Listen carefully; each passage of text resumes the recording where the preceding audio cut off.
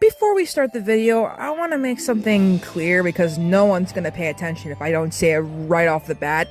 This story that I'm about to read is a creepypasta. If I didn't state that and then I said at the end of the video, you guys would have been like, "Herdy, there was a creepypasta." But I'm saying it now so that you know and don't say, actually this didn't happen. Like, I know this didn't actually happen. This is based off of an ending of that Sam Raimi couldn't do. The one where, like, you see Eddie Brock's bones in Venom or whatever, and he just couldn't do that ending because Sony was scared. So yeah, just letting you guys know right off the bat that this is a creepypasta. This never happened, okay? I just want to let them know that right off the bat. And I'm also putting a copyright disclaimer because I want to use footage of Spider-Man 3, so hence why there's going to be like a copyright disclaimer and wavy editing to make it look, like woo, spooky, you know what I mean? So yeah, even though there's a copyright disclaimer, this isn't based on anything true, this is just a creepypasta.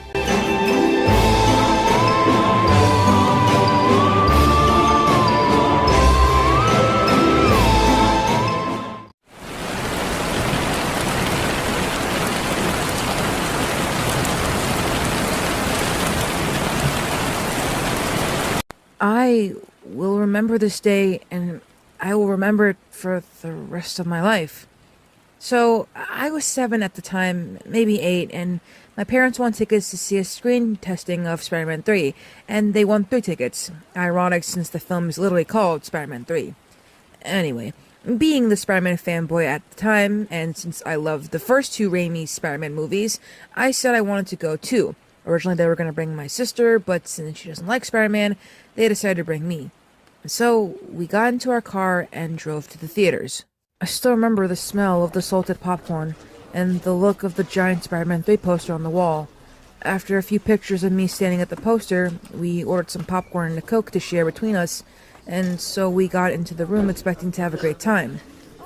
The film opened with a disclaimer. This is a screen test and is not the complete film, so the effects may not be finished. You know, typical disclaimers for unfinished films, and then it cut to a church where Eddie Brock was and the Venom goo was falling down to him, and when it touched Eddie, he screamed so loud and it sounded painful, but he was smiling the whole time while he was in pain. Then Venom started to cover Eddie's skin, and his skin seemed to be rotting away while Venom was bonding with him. I almost threw up at the sight of him, and my parents didn't look so pleased either. In fact, they looked at me with that "do you want to go home" look, but I said I'm fine and I continued watching. Then it cut to the final fight sequence where Venom and Sandman were fighting Spider-Man, and then it was a similar scene to the scene in the final film, but only Harry didn't show up to save Spider-Man. Spider-Man somehow was able to get out of the situation by webbing a huge pile of bricks and pulling them down to Sandman, where Sandman fell to the ground in pain. Then Venom tied Spider-Man's hands to 2 poles and started beating the shit out of him. But then Spider-Man broke one of his hands free and webbed a pole with a sharp point towards him and used it to stab Venom in the heart. But this triggered the scene that traumatized me as a kid. Venom's face peeled back to reveal a demented-looking skull that didn't even look like a human skull anymore. Then Spider-Man dropped the pole in shock and looked like if he was wondering if he was even fighting Eddie or his deformed corpse the whole time. Then Venom jumped out of the remains of Eddie and turned into a giant black goo creature and then tried to bond again with Peter.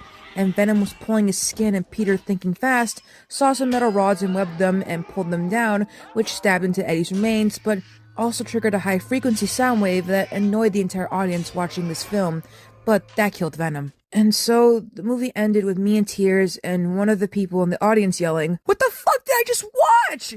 And so we walked out of the theaters with me shaking, and then my parents tried to cheer me up by bringing me to Toys R Us, RIP by the way, but I was still shaking. I mean, I literally just saw a man's corpse rot away and his bones to be there. When we got home, it was 12 a.m., which was past my bedtime, and my parents went to bed too, but I couldn't sleep.